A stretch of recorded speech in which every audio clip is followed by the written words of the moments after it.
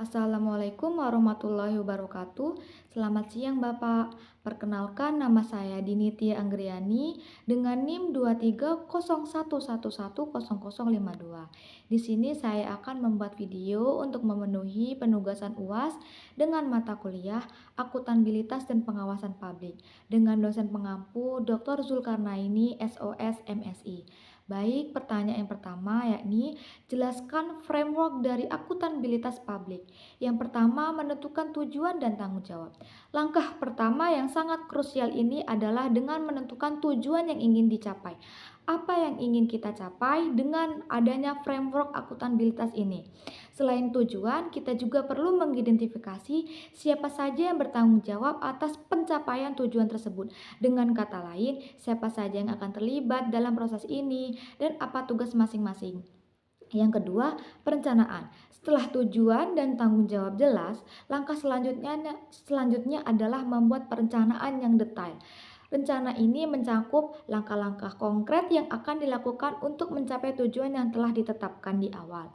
Dalam tahap perencanaan, kita juga perlu mempertimbangkan sumber daya yang dibutuhkan seperti waktu, anggaran, dan personil. Yang ketiga, akuntabilitas dan monitoring.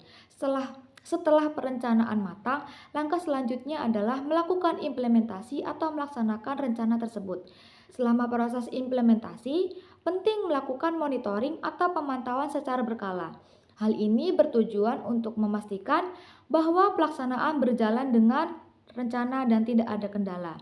Yang keempat ada pelaporan. Setelah kegiatan selesai atau dalam periode waktu tertentu, hasil yang telah dicapai perlu didokumentasikan dalam bentuk laporan. Laporan ini harus dibuat secara lengkap, jelas, dan mudah dipahami untuk semua pihak yang berkepentingan.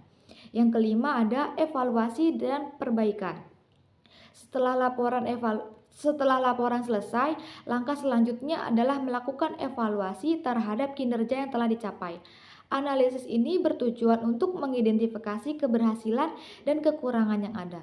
Berdasarkan hasil evaluasi, kita dapat mengambil tindakan korektif untuk memperbaiki kinerja yang kurang baik dan meningkatkan kinerja yang sudah baik. Baik, selanjutnya soal nomor 2. Jelaskan bagaimana cara mengambil keputusan yang akuntabel bagi seorang PNS. Untuk mengambil keputusan yang akuntabel sebagai PNS, langkah-langkah berikut perlu diikuti. Yang pertama, tentukan tujuan. Identifikasi tujuan yang ingin dicapai dan tanggung jawab masing-masing individu dalam organisasi. Yang kedua, perencanaan. Merencanakan langkah-langkah yang diperlukan untuk mencapai tujuan termasuk sumber daya yang dibutuhkan. Yang ketiga, implementasi dan pemantauan. Laksanakan rencana dan pantau perkembangan secara berkala untuk mengidentifikasi hambatan. Yang ketiga, pelaporan. Membuat laporan hasil yang jelas dan tepat waktu yang untuk menunjukkan akuntabilitas tindakan yang diambil. Yang keempat, evaluasi dan umpan balik.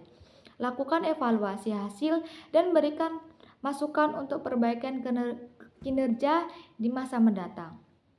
Baik, itulah tadi jawaban dari pertanyaan UAS yang telah Bapak berikan. Kurang lebih saya mohon maaf. Wassalamualaikum warahmatullahi wabarakatuh.